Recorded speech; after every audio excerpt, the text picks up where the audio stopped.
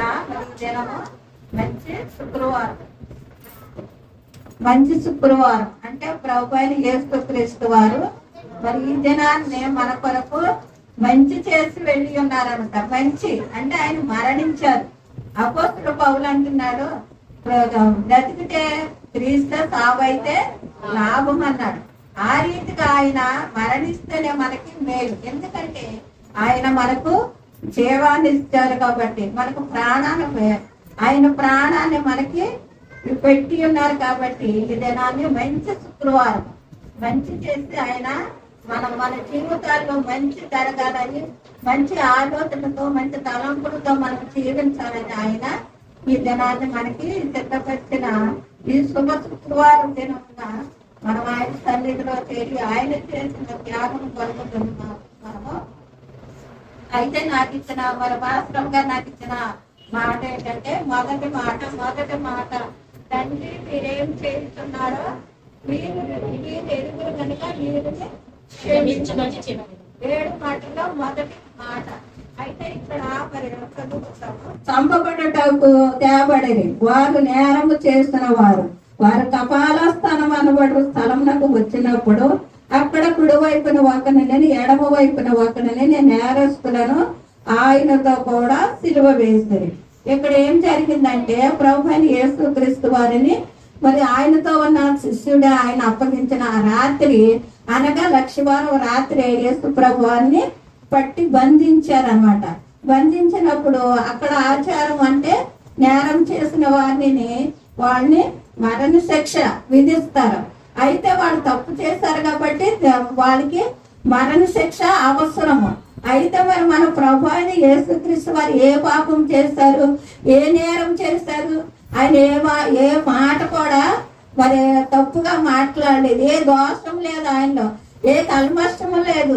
ఆయన నిర్దోషమైన నిష్కలంకమైన పరిశుద్ధుడు అయినప్పటికీ మరి అక్కడ ఆయన దేవుని కుమారుడు అని చెప్తున్నాడని ఆ ప్రజలు ఏం చేశారు, రామ ప్రభుత్వం వారు ఏం చేశారంటే అక్కడ మరి మోసం చేస్తారు, దొంగతనం చేస్తారు. వాళ్ళని మరణ శిక్ష ఎక్కడ మనకి లేక ఇక్కడ జైల్లో పెట్టడం అది కాదు కనుక వాళ్ళు ఏం చేశారంటే 2 దొంగల వాళ్ళు నేరం చేసినారు. ఆ నేరం చేసిన వాళ్ళు ఎక్కడ తీసుకొచ్చారు, కపాల స్థలం అనబడే స్థలానికి వాళ్ళిద్దరిని తీసుకొచ్చారు. తీసుకొచ్చినప్పుడు వాళ్ళతో పాటు ఎవరిని తీసుకొచ్చారండి, ప్రభు అయిన నీతిమంతుడని యేసు ప్రభు వారిని అక్కడికి తీసుకొచ్చారు.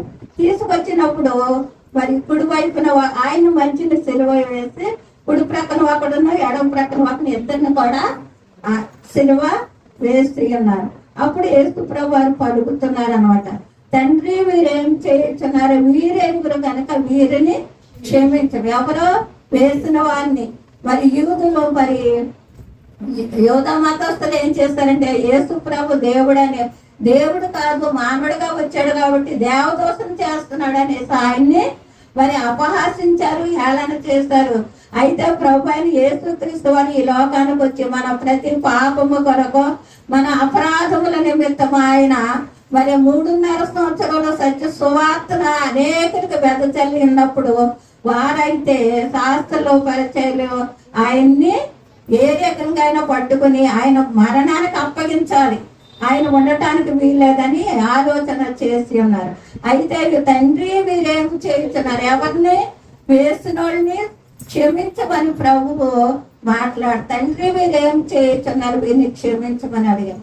అయితే మనం కూడా ఆయన ఎందుకు క్షమించమన్నాడో, మన పాపముల కొరకు ఆయన మనల్ని ఏ రీతిగా క్షమించి మనకు గొప్ప రక్షణ ఇచ్చారో ఆ రీతిగానే మనం కూడా అనేకులను క్షమించేవారుగాను, అనేకులు మరి ద్వేషించిన వారిని కూడా శిక్షించకూడదని, ప్రేమించాలి, మరి శత్రువును కూడా ప్రేమించాలని ఆయన సిలువ పైన మనకు ఒక మాదిరిగా ఆయన క్షమాగుణము మరి క్షమించమన్నాడు. సిలువ వేసి ఉన్నారు.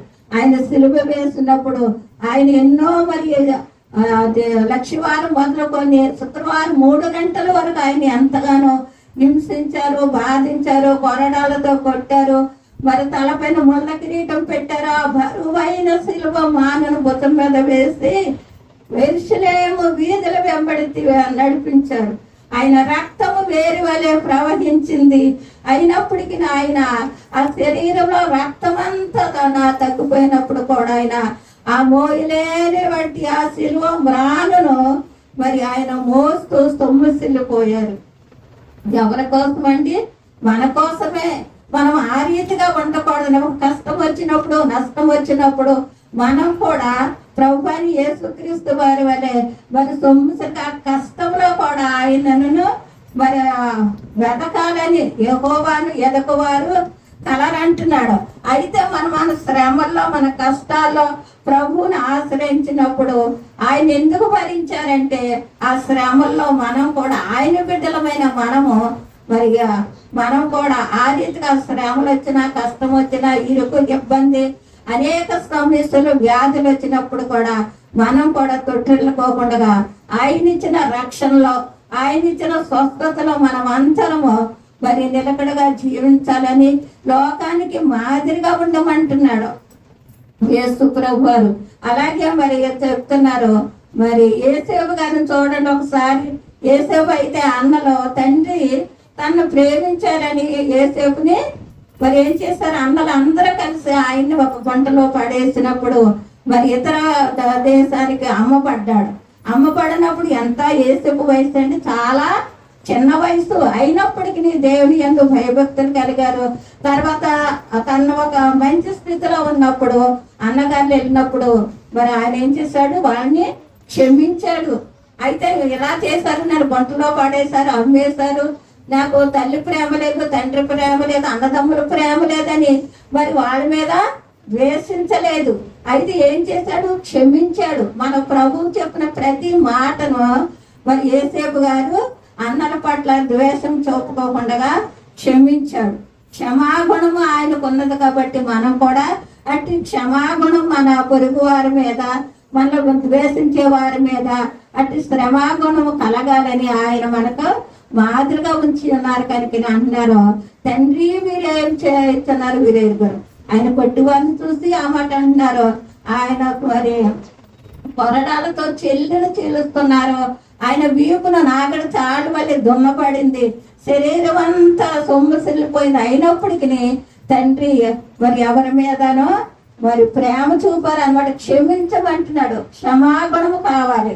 మనం ఈ లోకములో ఆయన బిడ్డలుగా మనము మరి జీవిస్తున్నాం కాబట్టి మనం కూడా ఆ క్షమాపణ కలిగి అనేకలు క్షమించేవారుగా మనము ఉండాలని మరి ప్రభు అయిన యేసుక్రీస్తు వారు మరి ఆ దొంగలు ఆ ఇరువురు వారైతే నేరం చేశారు, వారికి అది న్యాయమే. ప్రభు అయిన యేసుక్రీస్తు వారికి అది న్యాయము కాదు. అయితే ఎందు నిమిత్తం అయితే మనల్ని బట్టి, మన పాపముల కొరకు, మన అపరాధముల కొరకు, మన దోషముల కొరకు ఆయన ఆ సిలువ పైన ఉండి కూడా, ఆయన శ్రమల్లో ఉండి, కష్టంలో ఉండి కూడా తండ్రి మీరేం చేస్తున్నారు వీరిని క్షమించమని ఆయన చెప్తున్నారు.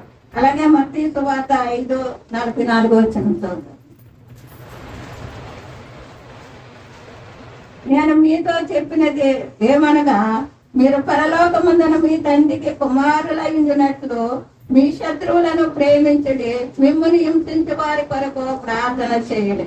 ఇక్కడ ప్రభువైన యేసుక్రీస్తు వారు తన శిష్యులకి చెప్తున్నారు ఏమంటే, నేను మీతో చెప్పినది ఏమనగా, మీరు పరలోకమందున మీ తండ్రికి కుమారులైనట్లు మీ శత్రువులను ప్రేమించుడి, మిమ్మల్ని హింసించే వారి కొరకు ప్రార్థన చేయండి.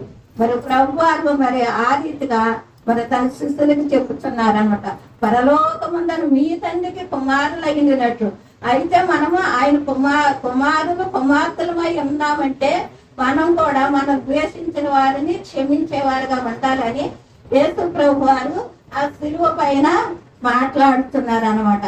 ప్రేమించాలి, క్షమించాలి, ప్రార్థించాలి, వారి కొరకు, హింసించే వారి కొరకు ప్రార్థన చేయమంటున్నారు. మరి శత్రువులు ద్వేషించొద్దు అన్నారు. శత్రువులు సైతం మిత్రులుగా చేయమని ఆయన ఆజ్ఞాపిస్తున్నారు. కాబట్టి మరి నేను మీతో చెప్పినది ఏమనగా, మీరు పరలోకమందున మీ తండ్రి కుమారులై ఉండాలంట.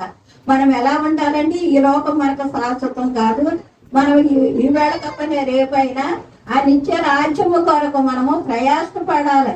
కనుక అంటున్నారు, మీరు మీ తండ్రికి కుమారులైనట్లు ఈ లోకములో మనము మాదిరిగా ఉండాలి. ఆయన బిడ్డలంగా ఆయన ఎలా జీవించారో ఎలాగున్నారో ఆ రీతిగా మనం కూడా మరి ఈ లోకంలో అనేకులకు మాదిరిగా ఆయన బిడ్డలమైన మనము కూడా ఆ రీతిగా క్షమించేవారిగా, ప్రార్థించేవారిగా, హింసించేవారికో ప్రార్థన చేయాలి. మరి క్షమించాలి, క్షమాగుణం కావాలి. ఆయనే క్షమించాడంటే మనము మానవులమైనప్పటికీ ఆయన బిడ్డలుగా ఆయన అరచేతులు మనల్ని నిర్మించుకున్నాడు. అయినప్పటికీ ఆయనే మనల్ని మన పాపాల కొరకు, మన దోషాల కొరకు ఆయన మనల్ని క్షమించి ఆయన రక్తాన్ని మనకిచ్చి మనకి పవిత్రంగా చేసి ఉన్నారు. కాబట్టి మరి మనం కూడా ఆ రీతిగా అనేకులకి మేలు చేసేవారుగా, అనేకులకు ఉపకారం చేసేవారుగా ఆయన మన తండ్రి అయిన దేవుని బట్టి మనము ఈ లోకంలో ఉన్న కాలం అంతయో మనం కూడా అనేకులను ప్రేమించేవారుగా, శత్రువులు సైతము ప్రేమించేవారుగా ఉండాలని మరి యేసయ్య మరి శిలువపై నుండి తండ్రి వీరేం చేస్తున్నారు వీరెరుగురు కనుక వీరిని క్షమించమన్నారు. క్షమించమని ఆయన చెప్పుతున్నారు. ఆయన ఎన్ని హింసలు పడ్డారండి. లక్షవారం మొదలుకొని శుక్రవారం 3 గంటల వరకు కూడా ఆయన్ని ఆ మండు టెండలో మధ్యాహ్న కాల స్వామిలు ఆయన వీధులు తిప్పుతూ ఆయన మరి ఆయన చెమట రక్తం బిందువలే ప్రవహించిందంట. అయినప్పటికీ ఆయన ఒక మాట కూడా మాట్లాడుకున్న సమస్తమును ఆయన భరించాడు. అంటే అది మన కోరకే సహించాడు. హింసించిన వారిని దూషించలేదు, బదులు పలకలేదు. ఆయన ప్రేమామయుడు కాబట్టి మనలందరినీ మనం పాపులమై ఉండగా మనల్ని ఆయన ఎంతగానో మనల్ని ప్రేమించి ఆయన స్వరక్తాన్నిచ్చి మనం సంపాదించుకున్నాడు. మన రక్తం చేత మనము జీవించిన వారం కాదు, మీరు మీ సొత్తు కాదు, విలువ చేత కొనబడిన వారని ప్రభువైన యేసుక్రీస్తు వారు చెప్తున్నారు. ఆయన ఇచ్చిన రక్తం ద్వారా మనం రక్షింపబడ్డాము. కాబట్టి ఆయన కుమార్తెలు ఉన్నట్లుగా ఆయనకు మహిమకరంగా మనం జీవించడం కొరకు మరి తండ్రి ఎన్నో శ్రమలు అనుభవిస్తూ మనకు మాదిరిగా ఈ మాటలు ఆయన పలికి ఉన్నారు. శ్రమల్లో ఉండి కూడా తన ప్రాణాన్ని పోతుందని కూడా ఆ దాహం అవుతుంది. అయినప్పటికీ కూడా ఆయన మరి మన కొరకు ఆ మాటలు శిలువ పైన మాట్లాడుతున్నారు. ఎందుకంటే నా బిడ్డలో నేను చూపిన క్షమ వాళ్ళు కూడా అనేకుల పట్ల చూపాలని, అనేకులు ప్రేమించాలని, ఆదరించాలని, శ్రమల్లో కష్టాల్లో వారికి సహాయంగా ఉండాలని దేవుడు మరి ఆయన శిలువ పైన మాట్లాడారు. తండ్రి వీరేం చేస్తున్నారు వీరెరుగురు కనుక వీరిని క్షమించమని ఆయన చెప్పి ఉన్నారు. కాబట్టి మనం కూడా క్షమాగుణము కలిగి మరి మన జీవితంలో మన దేవుడు మనకిచ్చిన ఆయుష్కాలం అంతా మనం కూడా మరి మన రక్షణ పొందాము, బాప్తిసం పొందాము, ఆయన రక్తంలో కడబడిన వారము కనుక ఆయనలాగా మనము ఆయనకు మాదిరికరంగా మనం ఈ లోకములో మన జీవం ఉన్నంత వరకు ఆయనకు మాదిరికరంగా మనం జీవించాలని దేవుడు ఇష్టపడుతున్నాడు. ఆ రీతిగా మరి యేసయ్య అన్నారు, తండ్రి వీరేం చేస్తున్నారు వీరెరుగురు కనుక వీరిని క్షమించి. ఎందుకంటే ఆయన మరి శిష్యులతో చెప్తారు. వాళ్ళు అంటారు, ప్రభువా ఇది ఎంత ఈ కట్టడాలు చూడు ఎలాగున్నాయో అని చూపించినప్పుడు ఆయన అంటారు, ఇది రాతి మీద రాయి ఒకటి కూడా నిలవదు, ఇది 3 దినాల్లో పడగొట్టి మరలా లేపుతానంటారు. అంటే యూదులు అంటారు ఇది 36 సంవత్సరాలు పట్టింది ఆ దేవాలయం కట్టడానికి, వీడే 3 దినాల్లో లేపేస్తానంటున్నాడు అనేసి ఆయన్ని అపహాసించారు, హేళన చేశారు. అయితే ఆయన ఎందుకు నిమిత్తం మాట్లాడారు? ఆయన చనిపోయి సమాధి చేయబడి 3వ దినాన సజీవుడుగా లేచాడు. కాబట్టి ఆయన తన దేహాన్ని గురించి, తన ప్రాణాన్ని గురించి ఆయన చెప్పినప్పుడు వాళ్ళైతే అపహాసం చేశారు, హేళన చేశారు. ఆయన చనిపోయారు, మరి 3వ దినాన్ని తిరిగి సజీవుడుగా లేచి పరలోకమునకు ఆరోహణమై ఉన్నాడు.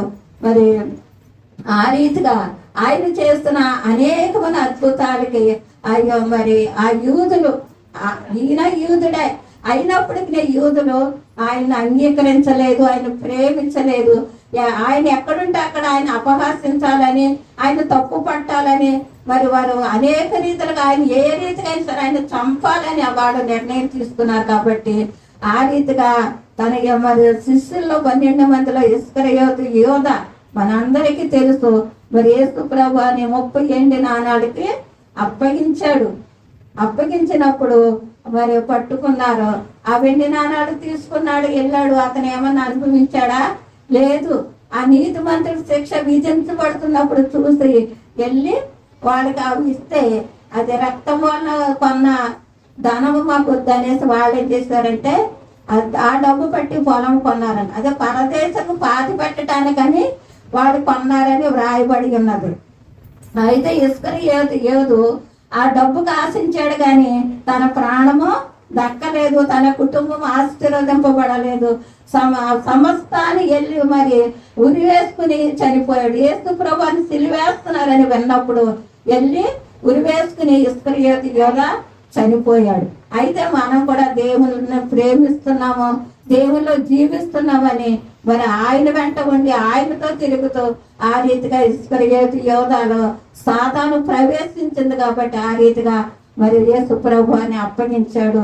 అలాగే మన జీవితంలో అనేక సార్లు మరి దేవుని సన్నిధికి రావటానికి మరి ఆలస్యం చేస్తున్నారు, సమయానికి రావట్లేదు ఎవరు కూడాను.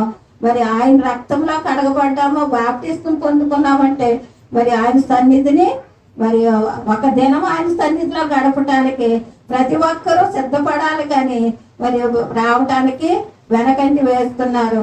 ఆయన ప్రేమమయుడు కాబట్టి మనలందరినీ, మంటి మానవులమైన మనలందరినీ ఆయన ఎంతగానో ప్రేమించి మరి క్షమించి ఆదరించి కాపాడి ఆయన స్వరక్తాన్ని మనకిచ్చారు. ఇది నానాకలు సిలువ పైన మరి గొల్గొతా స్థలం అనే రాళ్ళ పరిచిన స్థలం పైన ఆయన నిలబెట్టారు. తర్వాత ఆయన సిలువ వేశారు, కాళ్ళు ఎరగొట్టారు.